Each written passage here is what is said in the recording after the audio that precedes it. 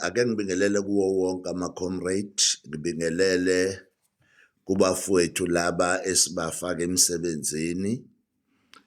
Ngibingelele kulabafowethu abasemsebenzini, ngibingelele kwizakhamuzi zonke zase-South Africa. Ma-comrades, kunesehlo la engifuna ukuthi ngisikhulume ngaso. Niyazi besine-channel yethu ye-Sun for Sawu, i-channel ebiku WhatsApp channel. Unfortunately, I don't know whether ilaba abantu bakwa-Checkers or ilaba abantu bakwa 6060 abantu engibasolayo njalo. Okuyibona abagcine sebeyikhansela kushuthi basireportile after sikhuluma ngabo ukuthi abakhipha abantu bokufika kwa-Checkers bafaka abantu bakithi sithi sinayo i-database yey'kuta.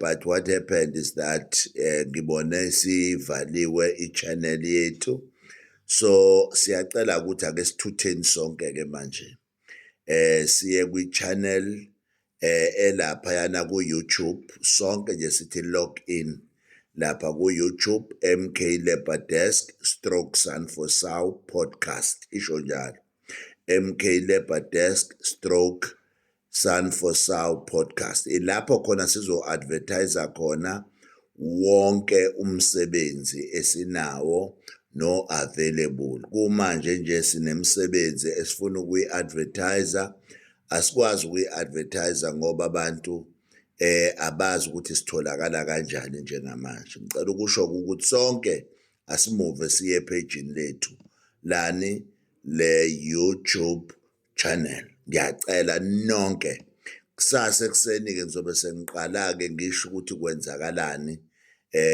ngokwemisebenzi bafowethu. Kuningi okwenzakalayo nokukhona nekudinga ukuthi abantu ngabe sebesemsebenzini. Abanye sibahambise kabuhlungu singakaze sixhumane nabo. Ama-learnership lawo sasithe ayaqala ngo-August akakaqali because abantu laba esasiba-interviewile asazi ukuthi kuxhunyanwa kanjani nabo njengamanje ngoba ivele yabhlokha. Abaningi angifakazela-ke nina ebenikhona ngoba akusatholakali lutho njengamanje. Asisakwazi ukungena, sabathe siya-aphila from WhatsApp basiblockile.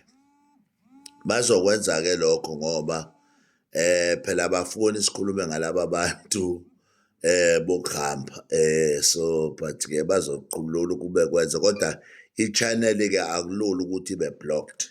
Ingakho ngithi ake sibalekeleni kuyo-ke bafowethu sonke nje South Africa, nonke nje hambani niyothi MK Labour Desk / Sun for Sawu. Sikhulume lapho-ke so podcaster futhi ngayo ukuze abantu bethu bakwazi ukusibona ukuthi sizanani namhlanje. Ungasaleki, ungasali.